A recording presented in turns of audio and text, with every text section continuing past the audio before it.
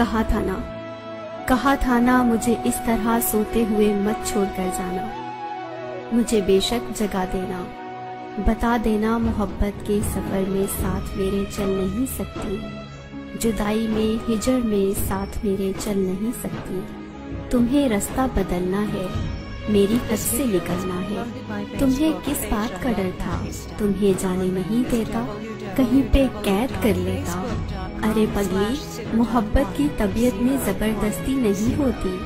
जिसे रास्ता बदलना हो उसे रास्ता बदलने से, जिसे हद से निकलना हो उसे हद से निकलने से ना कोई रोक पाया है, ना कोई रोक पाएगा।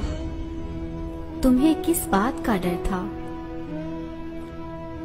तुम्हें किस बात का डर था। मुझे बेशक जगा देती, मैं तुमको देख ही लेता, तुम्हें कोई दुआ देता। मेरे साथ हकीकत है, मेरे साथ हकीकत है, तुम्हारे बाद खोने के लिए कुछ भी नहीं बाकी, मगर खोने से डरता हूँ, मैं अब सोने से डरता हूँ। कहा था ना मुझे इस तरह सोते हुए मत छोड़कर जाना।